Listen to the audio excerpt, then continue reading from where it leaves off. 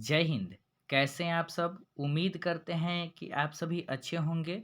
तो स्टूडेंट्स, आज के इस क्लास में हम आप लोगों को साइंस के कुछ टॉप सब्जेक्टिव क्वेश्चन को बताएंगे जो आपके 21 फरवरी के एग्जाम में 110% आएंगे। ठीक है, तो ध्यान रखेंगे। मैं इस वीडियो में आप लोगों को फिजिक्स, केमिस्ट्री और बायोलॉजी के इम्पोर्टेंट प्रश्न को बता दूंगा। ठीक है, तो आप वीडियो को शुरू से लेकर के लास्ट तक जरूर देखें। और मतलब कि उम्मीद है कि आपके परीक्षा में यहीं से क्वेश्चन आएंगे। ठीक है, तो आइए देर न करते हुए हम क्लास को शुरू करते हैं। और हमेशा की तरह आप सभी से रिक्वेस्ट रहेगा कि अगर आप चैनल पर पहली बार विजिट कर रहे हैं तो प्लीज़ चैनल को सब्सक्राइब करें, वीडियो को लाइक करें और अपने दोस्तों के पास जरूर शेयर करें। ठीक है, तो आइए देर न करते हुए हम क्लास को शुरू करते हैं। ध्यान से देखेंगे। विज्ञान class 10th most important subjective question for 21/2/2025। इसमें हम लोग देखेंगे सबसे पहले फिजिक्स का क्वेश्चन। ठीक है, तो देखिए ध्यान से देखेंगे।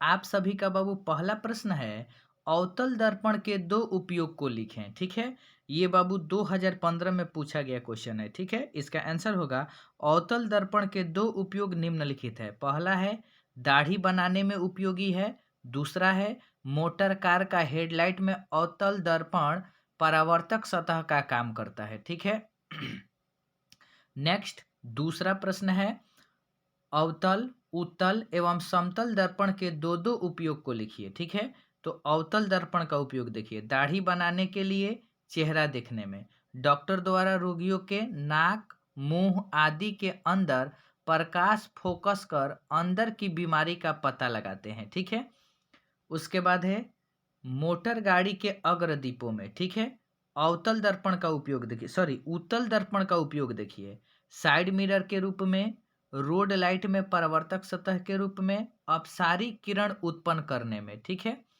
समतल दर्पण का दो उपयोग, तो पहला है सोलर कुकर में परावर्तक सतह के रूप में, दूसरा है चेहरा देखने में। ठीक है, नेक्स्ट क्वेश्चन है थर्ड नंबर।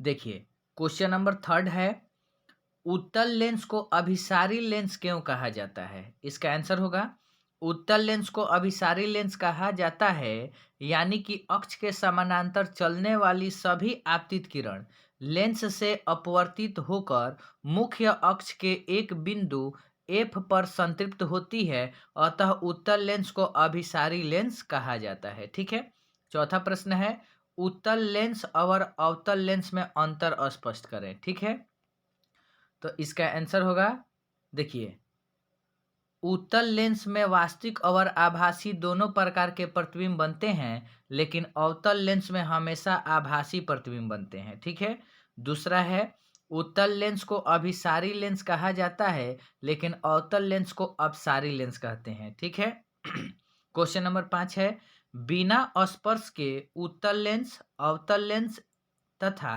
कांच के वृत्ताकार प्लेट की पहचान कैसे की जाती है? ठीक है, तो इसका आंसर होगा, दोनों तरह के लेंसों और कांच की प्लेट को बारी बारी से अपने हाथ से पकड़कर किसी पुस्तक के छपे पृष्ठ के निकट लाते हैं और इनसे होकर छपे अक्षरों को देखते हैं। यदि पुस्तक के छपे अक्षर अपने वास्तविक आकार से बड़े दिखाई पड़ते हैं तो यह उत्तल लेंस है। यदि पुस्तक के छपे अक्षर अपने वास्तविक आकार के बराबर दिखाई पड़ते हैं तो यह कांच का प्लेट है।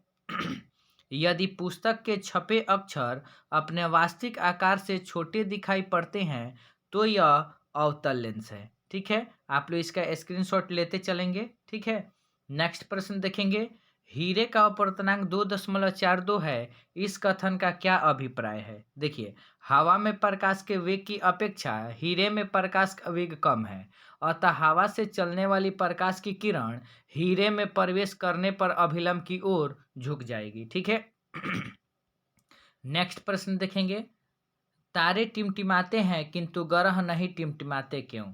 इसका आंसर देखेंगे, ग्रह तारों की अपेक्षा बहुत समीप हैं, अतः इनसे इतना पर्याप्त प्रकाश मिलता है कि वायुमंडलीय परतों के घनत्व के अस्तित्व के प्रभाव के चलते प्रकाश किरणों की संख्या में अपेक्षाकृत कम ही कमी आती है और वे लगभग अस्थायी रूप से चमकते दिखते हैं। तारों से चलने वाले प्रकाश किरण वायुमंडल के विभिन्न घनत्व वाले परतों से गुजरने पर किरणों के पथ में विचलन होता है और तारे का प्रकाश विभिन्न क्षणों में अपवर्तित होता है और तारे टिमटिमाते हैं। ठीक है, नेक्स्ट प्रश्न देखेंगे। 8 नंबर, दृष्टि दोष क्या है, यह कितने प्रकार का होता है। ठीक है, तो इसका आंसर है, ध्यान से देखेंगे, सामान्य नेत्र द्वारा 25 सेंटीमीटर पर की वस्तु को स्पष्ट देखा जाता है। जब इस स्पष्ट दर्शन की न्यूनतम दूरी पर वस्तु को स्पष्ट नहीं देख पाते हैं तो कहा जाता है कि नेत्र में दृष्टि दोष है। यह मुख्यतः 4 प्रकार के होते हैं: लघु दृष्टि दोष, दीर्घ दृष्टि दोष, जरा दृष्टि दोष और बिंदुकता। ठीक है, नेक्स्ट प्रश्न देखेंगे। रेलवे सिग्नल में लाल रंग का प्रकाश क्यों किया जाता है?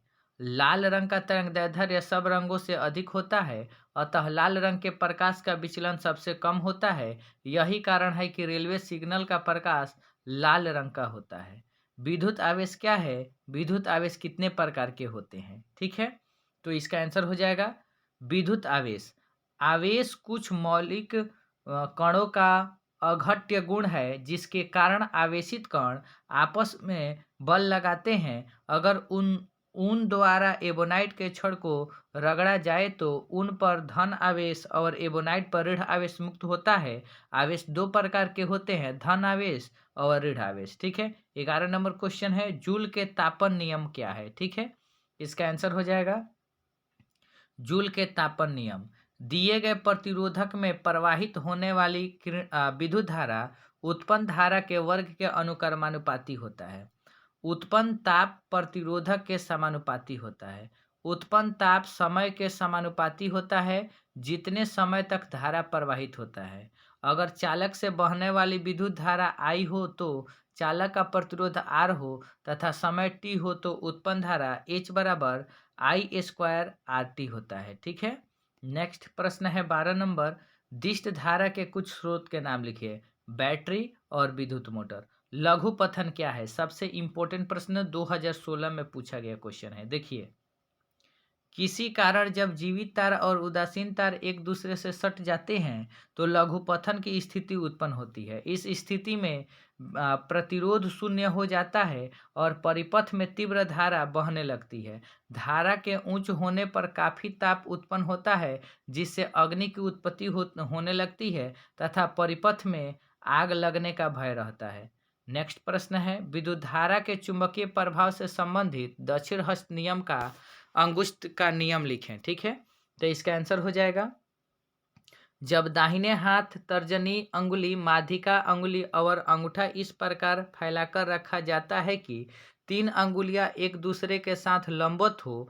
अगर तर्जनी अंगुली चुंबकीय बल की दिशा की ओर, अंगूठा चुंबक की गति की दिशा की ओर इंगित करे तो माध्यिका अंगुली प्रेरित धारा की दिशा को इंगित करेगा। ठीक है, 15 नंबर क्वेश्चन है, विद्युत फ्यूज क्या है? यह किस मिश्र धातु का बना होता है?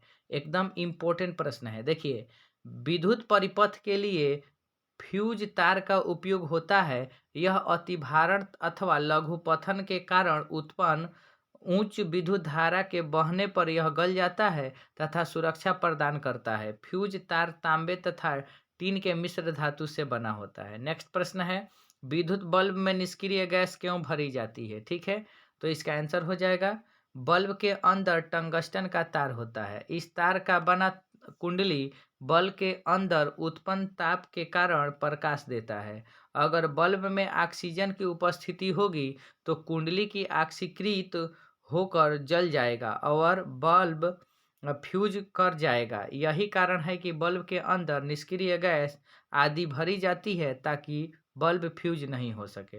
नेक्स्ट प्रश्न है, भूतापीय ऊर्जा क्या है? ठीक है, तो इसका आंसर है,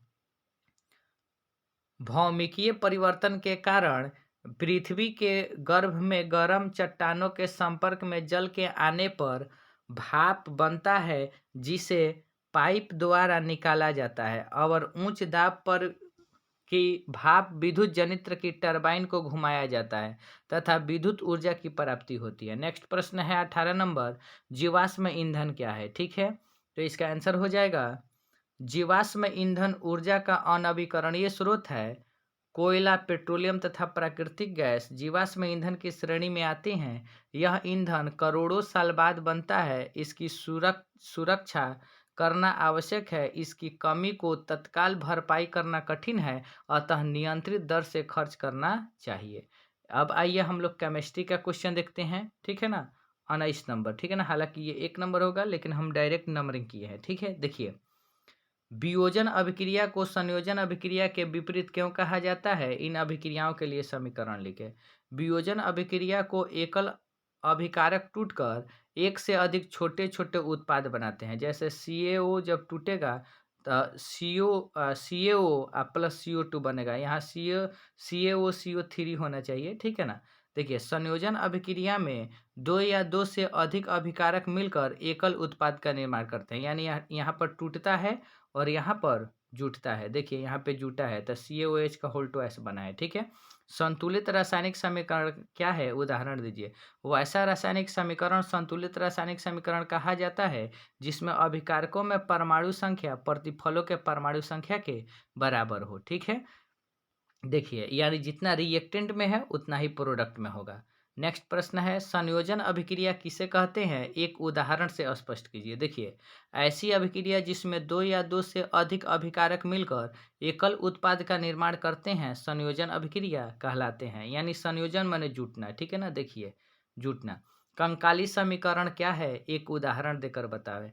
कंकाली रासायनिक समीकरण में उत्पाद तत्वों के कुल द्रव्यमान अभिकारक तत्वों के कुल द्रव्यमान की तुल्य नहीं रहता है, ठीक है। नेक्स्ट क्वेश्चन है, संक्षारण से आप क्या समझते हैं? क्या आप दैनिक जीवन में इसके प्रभाव को देख सकते हैं? देखिए, आप जानते हैं कि लोहे की बनी हुई नई वस्तु चमकीली होती है। कुछ दिनों बाद वायु में छोड़ दिए जाने पर इसकी सतह पर लालिमा युक्त भूरे रंग की परत चढ़ जाती है। इस प्रक्रिया को लोहे में जंग लगना कहा जाता है। यह अभिक्रिया अन्य धातुओं के परतों पर भी होती है और उनका रंग बदलता है। जब कोई धातु अपने आसपास अम्ल, आर्द्रता आदि के संपर्क में आती है या संक्षारित हो जाती है, ठीक है। नेक्स्ट प्रश्न है, अम्ल का जलीय विलयन क्यों विद्युत का चालन करता है? शुष्क अम्ल विद्युत चालन नहीं करता है। इस अवस्था में HCl H+ आयन विमुक्त नहीं करता है।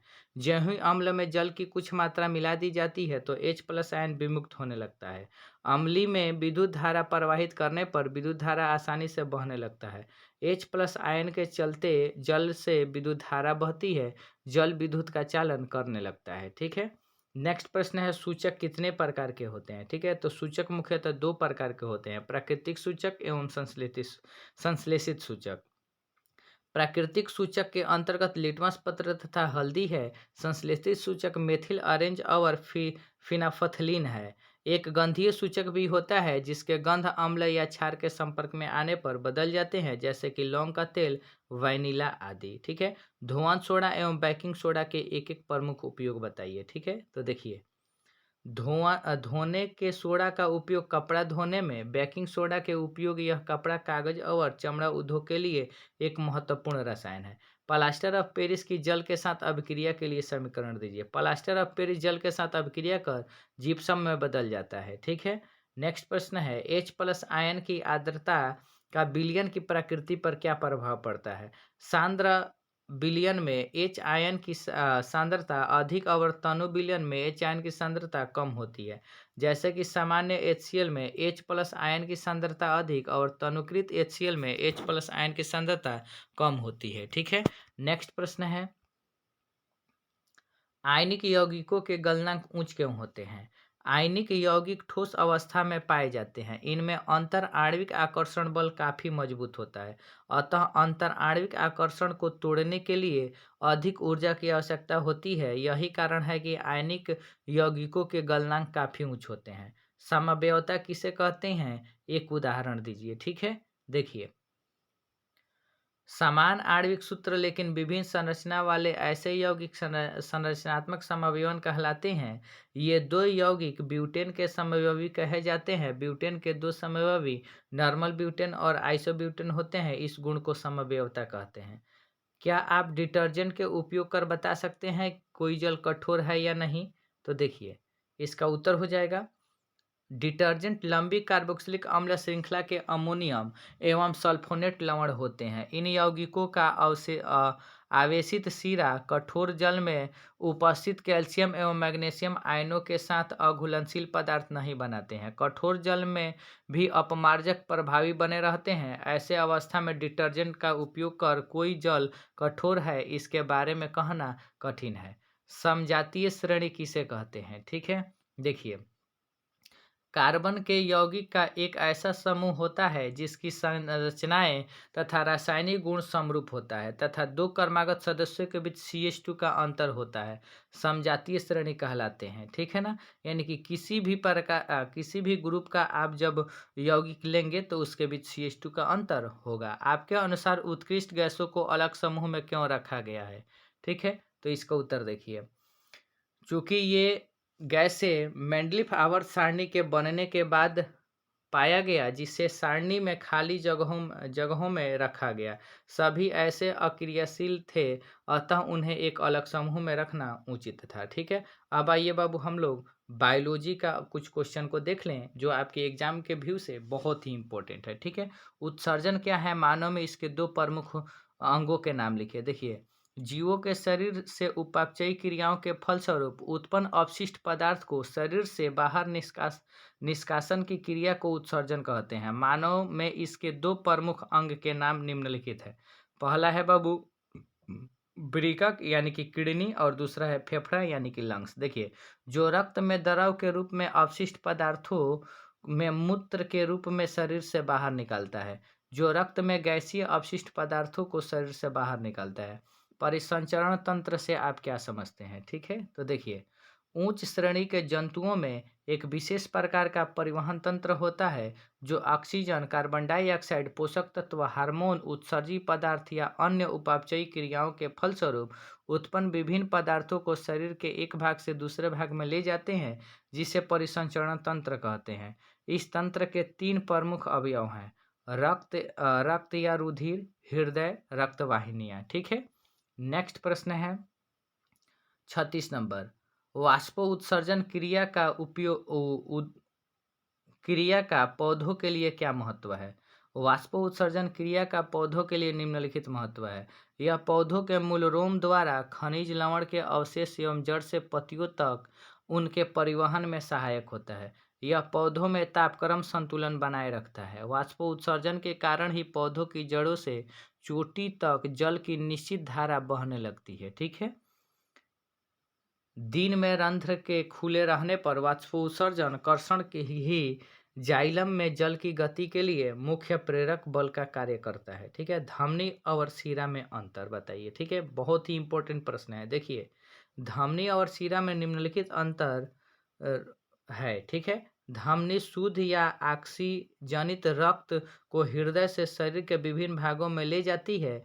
शिरा में यह अशुद्ध रक्त या ऑक्सीजनित रक्त को विभिन्न अंगों से हृदय की ओर ले जाती है। धमनियों की दीवारें मोटी, लचीली तथा कपाटहीन होती है। शिरा की दीवार धमनी की अपेक्षा पतली होती है। अधिकतर शिराओं में हृदय की ओर खुलने वाली कपाट लगे होते हैं जो रक्त को शिरा से हृदय की ओर जाने देता है। ठीक है, नेक्स्ट है, प्रकाश संश्लेषण के लिए आवश्यक कच्ची सामग्री पौधे कहाँ से प्राप्त करते हैं? तो देखिए, प्रकाश संश्लेषण के लिए पौधे कच्ची सामग्री निम्नलिखित जगहों से प्राप्त करते हैं। कार्बन डाइऑक्साइड, इसे वायुमंडल से प्राप्त करते हैं।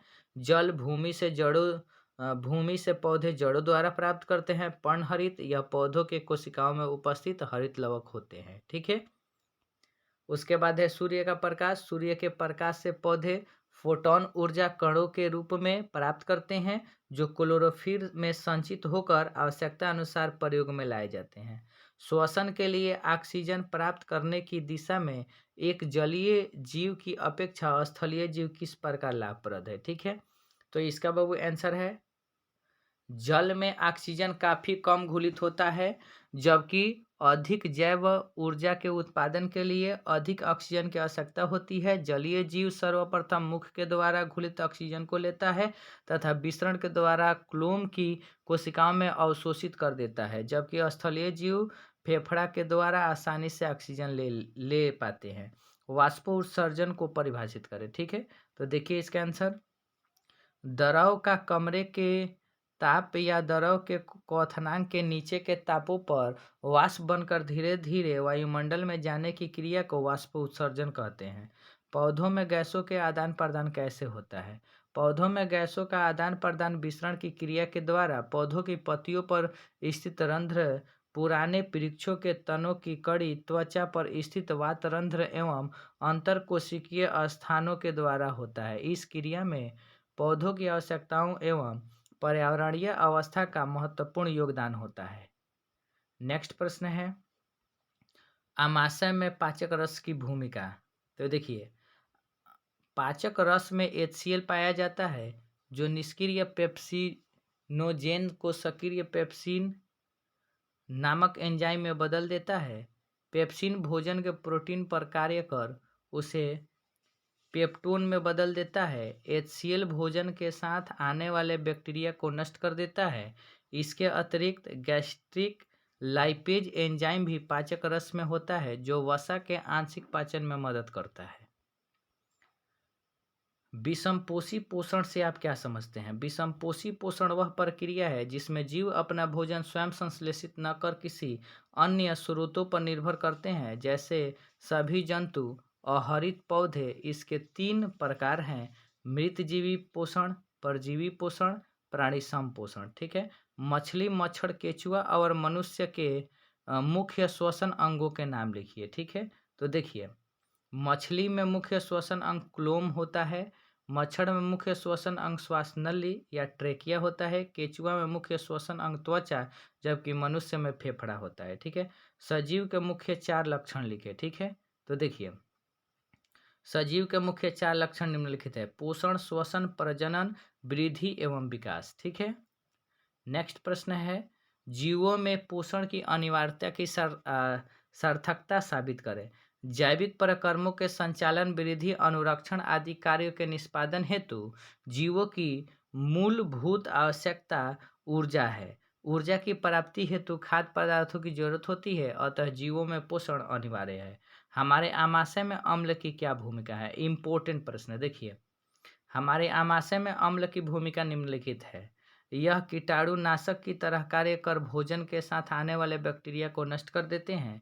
भोजन इसके कारण शीघ्रता से नहीं पचता है। ठीक है, नेक्स्ट क्वेश्चन है, कोशिका के 4 कोशिकांग का नाम लिखिए। कोशिका के 4 कोशिकांग का नाम निम्नलिखित है: माइटोकॉन्ड्रिया, लाइसोसोम, गोल्जी उपकरण, अंतःप्रद्रव्यी जालिका। ठीक है, नेक्स्ट क्वेश्चन है, नर तथा मादा जनन हार्मोन के नाम एवं कार्य लिखें। नर तथा मादा जनन हार्मोन के नाम एवं कार्य निम्नलिखित है: नर जनन हार्मोन, मादा जनन हार्मोन। कार्य देखिए, हार्मोन के निर्माण में सहायक होना। उसके बाद है सेकेंडरी सेक्सुअल कैरेक्टर को नियंत्रित करना। उसके बाद है बाबू, गर्भावस्था में होने वाली क्रियाओं में सहायक होना। हम अपने माता पिता के समान होते हैं क्यों? ठीक है, तो इसका आंसर देखिए, प्रत्येक जीव में बहुत से ऐसे गुण होते हैं जो पीढ़ी दर पीढ़ी माता पिता अर्थात जनकों से उनके संतानों में संचरित होता है। ऐसे गुण को आनुवंशिक गुण या पैतृक गुण कहते हैं। इन्हीं गुणों के कारण हम अपने माता पिता के समान होते हैं। ठीक है, तो स्टूडेंट्स, ये आपके टोटल 50 सब्जेक्टिव क्वेश्चन रहे जो आपके 21 फरवरी के एग्जाम के दृष्टि से बहुत ही इंपॉर्टेंट है। ठीक है, दीजिए इजाज़त, मिलेंगे हम लोग अगले वीडियो में। ठीक है, अगर वीडियो अच्छा लगा हो तो अपने दोस्तों के बीच ज़रूर शेयर करें। ठीक है, तब तक के लिए जय हिंद, जय भारत।